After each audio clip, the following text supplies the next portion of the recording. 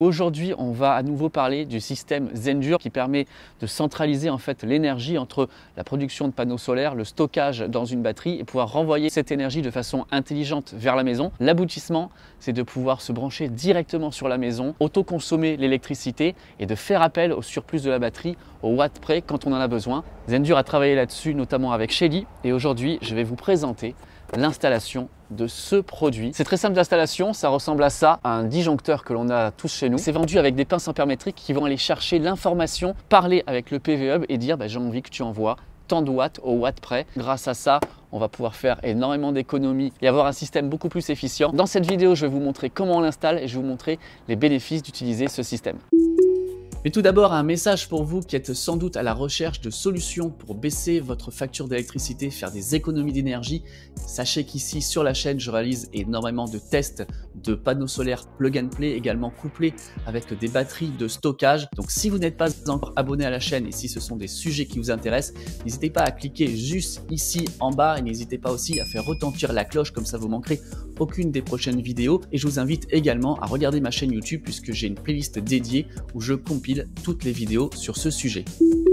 Un point très important avant de commencer, même si je suis en partenariat avec Zendur, que c'est eux qui me fournissent le PV Hub, la batterie et les différents panneaux solaires, ici c'est moi qui ai commandé le module Shelly, c'est pas quelque chose qu'ils vendent et je voulais vraiment le commander pour pouvoir le tester, vous le faire voir parce que vous savez, je suis vraiment passionné par ces systèmes donc c'était vraiment incontournable et obligatoire pour moi de le tester et de vous le faire voir. Mais c'est moi qui l'ai acheté, c'est quelque chose qui coûte aux alentours de 140 € sur Amazon. Je vous mets le lien en description. Une première chose super importante, il existe deux modules comme ça Shelly. Ici, c'est le module qui est pour le monophasé et ça, c'est le module pour le triphasé. Moi, j'ai acheté au départ celui-là. Et ouais, parce que comme je suis en monophasé, je me suis dit, moi, le triphasé, ça ne me sert pas. Sauf que faites gaffe, il faudra que vous preniez de façon impérative celui-ci, le mode triphasé, même si vous êtes en monophasé, parce que celui-là, eh bien, il n'est pas compatible malheureusement. Alors à l'intérieur, vous aurez quoi? Vous aurez ça, sauf que vous aurez le même en triphasé, je vais vous le montrer puisqu'il est installé chez moi. Et à l'intérieur, on a des petites pinces ampères métriques qui vont nous permettre d'aller chercher l'information là où elle est, la réelle consommation de notre maison, de notre logement. Donc les pinces ampères métriques ressemblent à ça. Si vous avez du triphasé, vous mettez les trois. Si vous avez, comme moi, du monophasé, vous en mettez qu'une. Ce qui est top avec le plug and play, on n'a pas besoin de s'embêter, pas besoin de faire venir d'électriciens, de grosses installations, ça marche tout seul. J'enlève ça. Ici, j'ai un autre Shelly, c'est le Shelly EM qui me sert pour ma borne électrico. Et donc, j'ai mes deux pinces ampères métriques qui voient en fait le champ magnétique qui passe d'un côté ou de l'autre dans mon câble ici qui est mon câble d'alimentation et donc je suis capable de dire est-ce que je consomme de l'électricité ou est-ce que j'en renvoie dans le réseau. Donc ça c'est vraiment top. Ça ressemble à un petit disjoncteur Schneider traditionnel, donc je l'ai mis ici. Ici on a sur le côté le schéma de montage. Je vous mets quand même en description un lien qui pourra beaucoup vous intéresser. Je l'ai mis ici juste pour vous faire voir si vous êtes en triphasé. Mais si vous êtes en mono comme moi, ça ne sert à rien de brancher les deux là. On branche simplement celui-ci. Ça suffit largement pour alimenter le module. Donc on aurait notre phase, notre neutre ici. Et je me suis branché donc avec un câble de 5 en dessous d'un de mes petits disjoncteurs. Ici, c'est un petit disjoncteur 10 ampères. Donc voilà comment ça fonctionne. Donc une fois que ça c'est fait, on va jouer avec deux applications. L'application Shelly officielle et l'application de nos amis de chez Zendur. Et on va voir comment on fait pour les marier, pour que l'information de Shelly arrive directement à Zendur, à notre système, à notre batterie et que tout ça fonctionne. On télécharge l'application Shelly, on va créer un compte, on va faire ajouter un appareil. Ici c'est déjà fait, on s'y connecte. On lui dit « Ok, tu te connectes à mon réseau de maison, voici le mot de passe. » Une fois qu'il s'y sera connecté, on aura toutes les informations qui vont nous remonter. Donc par exemple ici, on peut voir qu'il y a phase A, B et C puisque c'est du triphasé. Moi, j'ai mis que la phase A, donc il n'y a que celle-là qui me donne de l'information. Et on voit que je suis actuellement à moins 84 watts parce que j'ai mon installation photovoltaïque qui renvoie de l'énergie dans la maison. Donc ça, c'est un bon point de savoir déjà, est-ce qu'on consomme et est-ce qu'on renvoie. Maintenant, on va aller chez Zendur. Et là, je vais le faire en même temps que vous. Je vais tuer l'application et le recommencer parce que là, pour l'instant, ça apparaît. Je vais aller dans le profil et vous voyez en bas, il y a marqué Alexa et Shelly. Pour l'instant, je vois l'appareil. Donc, je vais déjà me désassocier de mon compte. Je fais confirmer. Il a disparu. Donc, vous allez arriver sur cette page. À ce moment-là, donc, on va faire autoriser Zendur a parlé avec Shelly. Je fais autoriser. On va donner ici son compte et son mot de passe que l'on a créé juste avant sur l'application Shelly. Il est là. Confirmer l'ajout. Félicitations, appartement a bien été mis à votre liste d'appareils. Je retourne dans le bouton Home et maintenant il est là. Appartement apparaît non seulement sur mon application officielle Shelly, mais aussi sur l'application Zendur. Je trouve ça vraiment trop cool. Là tout de suite, on est, vous voyez, en mode contournement. Donc je produis 274 watts. L'intégralité de la production va dans mon réseau. On voit que la batterie ici est chargée à 100%. J'ai rempli une tasse d'eau, je vais la mettre au micro-ondes et on va voir ce qui se passe. Dans l'application, il ne se passe rien. On est toujours en train de produire l'électricité. Ça part dans le réseau, donc on est en train de faire de l'autoconsommation basique. Le micro-ondes consomme dans les 1600 watts. Et moi, c'est pas ce que j'ai envie de faire. J'ai envie de produire de l'électricité avec le photovoltaïque et en même temps d'utiliser l'énergie qui est dans la batterie. Je vais aller dans les paramètres, énergie, puis formule de gestion de l'énergie. Je vais aller dans module Smart CT, somme de la consommation d'énergie en temps réel. Donc ça, c'est ce que je renvoie en temps réel dans mon réseau. C'est activé, je fais économiser. Le Shelly dit au PV Hub, ok, je consomme tant, donc je vais avoir besoin de tant d'énergie. Et c'est le PV Hub qui va dire, ok, est-ce que j'envoie du solaire? Est-ce que j'envoie de la batterie ou est-ce que je fais une combinaison des deux?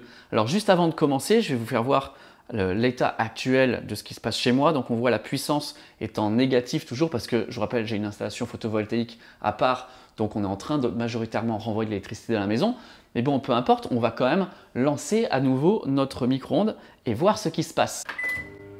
Si vous êtes en mode contournement, ça ne fonctionnera pas. Donc il faudra enlever le mode contournement. Le mode contournement, c'est un mode qui vous dit je charge d'abord la batterie et une fois que la batterie est chargée, je continue à envoyer à bloc l'énergie dans la maison. Quand vous êtes en mode CT, ne vous en faites pas si vous voyez que il fait très beau, que votre batterie est chargée à 100% et que vous ne produisez pas d'énergie. C'est normal, c'est comme ça que ça fonctionne. Là, on est en train de faire appel à nos panneaux solaires et à notre batterie pour pouvoir produire, alimenter la maison avec l'énergie qui nous manque. Donc je retourne pour vous faire voir dans le module Shelly. Et donc là on voit qu'on consomme 862 watts. Mais c'est en train de se réduire. Maintenant on n'est plus qu'à 806 watts. Pourquoi? Parce que le module Shelly dit au PV Hub j'ai besoin de plus d'énergie. Alors c'est pas instantané, ça prend quelques secondes, quelques dizaines de secondes. Et voilà où on en est au bout de quelques secondes. On est au maximum de ce que peut envoyer le micro-onduleur dans la maison puisque c'est un micro-onduleur de 800 watts. Donc là on est à 810 watts. Vous voyez, je sors 725 watts de la batterie. J'ai seulement une production de 120 watts avec le solaire. Ça évoluerait en fonction de notre consommation, de notre production photovoltaïque. Si j'avais une production photovoltaïque de 700 watts, eh bien, je n'aurais que 100 watts qui sortiraient de la batterie. Donc ça, c'est vraiment sympa de pouvoir faire les vases communicants entre la production solaire d'un côté et de l'autre côté notre batterie. Et si je vais donc dans le module, eh bien là, on voit que je ne consomme dans le réseau que 400 watts. J'économise donc 800 watts grâce à ce système. Maintenant, on va arrêter.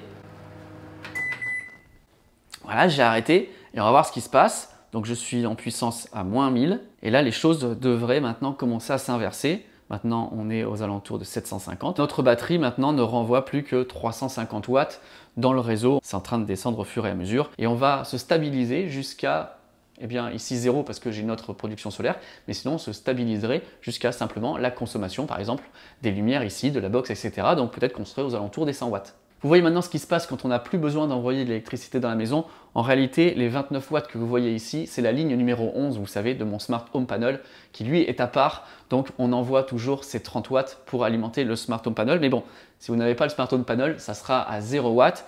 Et du coup, qu'est-ce qui se passe? Bien, le système, le PV Hub, dit ok, maintenant on n'a plus besoin d'envoyer de l'énergie dans la maison.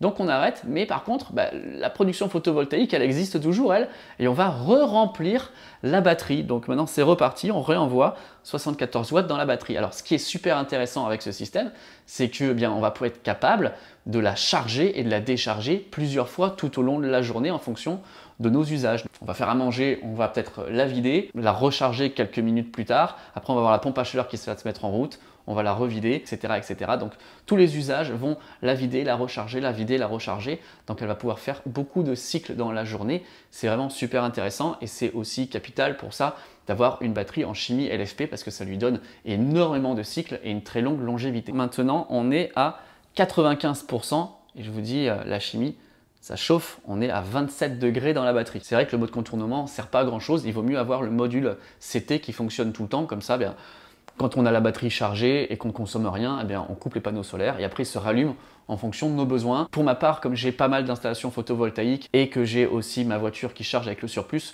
j'ai envie d'envoyer à fond l'énergie dans le réseau pour pouvoir déclencher la charge de la voiture.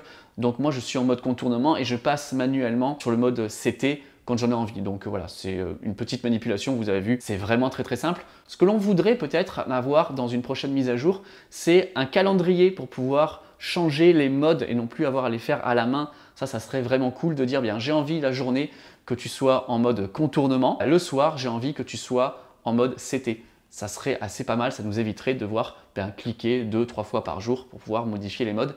Donc Zendure, si vous nous écoutez, une petite mise à jour de l'app, je pense que ça coûte pas bien cher et ça pourrait être vraiment super intéressant selon les cas d'usage. Les amis, restez bien avec moi jusqu'à la fin de la vidéo pour que je vous donne mon avis définitif sur ce produit, ainsi que je vais vous montrer le site Zendure. Une chose que je ne vous ai pas montré pour l'installation, et c'est assez capital. Et puis là maintenant, il est un peu plus tard, donc on est en besoin d'énergie avec la batterie. Donc on va allumer et on va voir comment ça fonctionne et quelle est la réactivité avec notre système. Quand on va dans le module CT, voilà les appareils qui sont donc bien pris en compte.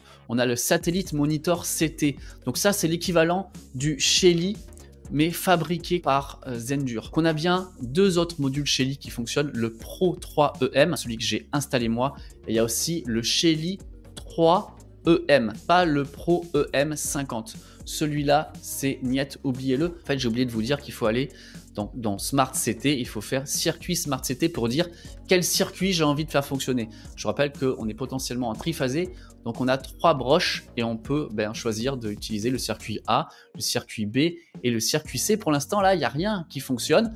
Donc effectivement, notre batterie est en train de se charger. On a toujours nos 27 petits watts qui partent, ça c'est normal.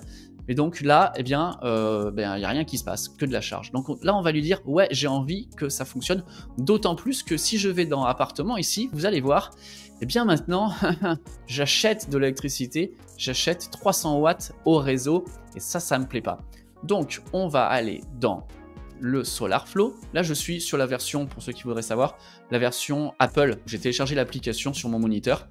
Donc, je vais dans Smart CT, je fais circuit Smart CT. Je dis que moi, je veux utiliser le A puisqu'on est en monophasé. Je fais économiser. Il est là, il apparaît. Donc, on voit que la somme de la consommation d'énergie en temps réel de la maison, c'est 325 watts. Puissance de sortie du SolarFlow en temps réel, ça va commencer à monter. Vous voyez, c'est en train de monter de quelques watts. On va aller voir le schéma. D'abord, là, il est en train de monter en puissance avec le micro-onduleur.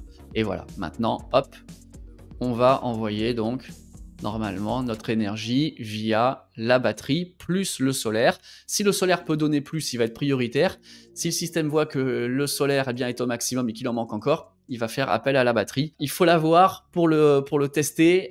Et moi, je suis vraiment très satisfait de ce produit-là. Allez, voilà le site de Zendure. Vous savez, ils sont en plein de bouleversements en ce moment par rapport aux produits. C'est fou, il y a des produits qui sortent tout le temps. Le système que j'ai, moi, c'est le système PV Hub 1200.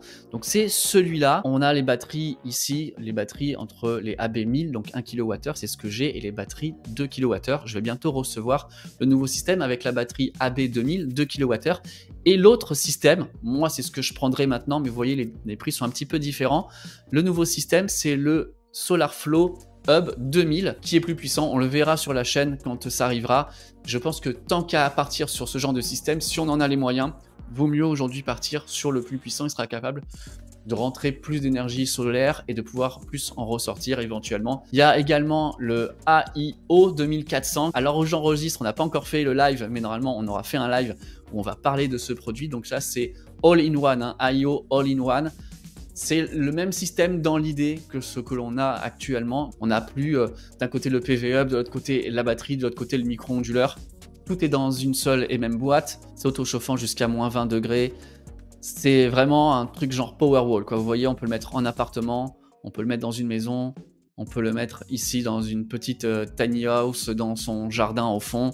On peut le mettre aussi quand on a une installation solaire sur le toit. Je voulais vous remercier encore une fois. C'est grâce à vous que je peux avoir bien en avant-première tous ces différents systèmes et ça c'est vraiment cool. C'est maintenant impératif d'avoir ce genre d'objet connecté qui va faire en sorte que nos productions, nos stockages, et nos intelligences embarquées qui savent renvoyer de l'énergie dans la maison le fassent pas simplement par une prise connectée, le fassent pas simplement parce que j'ai dit, moi, de façon arbitraire, je veux que tel jour, à telle heure, jusqu'à telle heure, tu envoies tant de watts dans la maison. Ça marche, mais je trouve que c'est pas très smart, c'est un petit peu bête et méchant comme système. Donc on a envie de pouvoir savoir à n'importe quel moment quelle est la puissance demandée par la maison et de pouvoir envoyer cette puissance. Ça marche avec les prises connectées, mais avoir 50 prises connectées, c'est pas l'idéal. En plus, ben voilà, on a d'autres systèmes comme une pompe à chaleur qui ne peuvent pas être alimentés par ce système. Je trouve ça assez dommage. Donc effectivement, il va falloir utiliser ce Shelly ou un autre système, mais en tout cas avec le Shelly, ça fonctionne très bien. C'est vrai que c'est pour moi pas évident de pouvoir bien vous expliquer ça. Si vous avez d'autres questions, n'hésitez pas. J'essaierai d'y répondre en commentaire ou peut-être de refaire une vidéo explicative de ce système. En tout cas, je garde un œil sur tous ces systèmes qui arrivent. J'essaye de vous les faire partager, de pouvoir voilà, vous montrer comment ça fonctionne pour que vous puissiez vous aussi passer à la production photovoltaïque, au stockage, à l'autoconsommation. Là, on est quasiment à 100% d'autoconsommation. Hein, si on lui dit, ben, tu ne le renvoies pas dans le réseau, tout ce que tu produis, tu le stockes et tu le renvoies après de manière intelligente. Je trouve ça vraiment très cool. Dites-moi vous, est-ce que vous utilisez le mode contournement, peut-être pour charger votre voiture électrique avec le surplus, ou est-ce que bien le mode contournement, vous ne l'utilisez pas, on produit l'électricité, on charge la batterie, une fois qu'on demande de l'électricité, bien on allume le micro-onduleur en fonction des besoins. Je pense que c'est aussi pas mal de faire fonctionner comme ça le système. En tout cas, merci encore. N'hésitez pas à vous abonner à la chaîne si ce n'est pas déjà fait, à retentir la cloche et à me laisser un grand pouce en l'air. On se retrouve très bientôt pour de prochaines vidéos sur l'énergie. C'est vraiment passionnant les amis. À bientôt.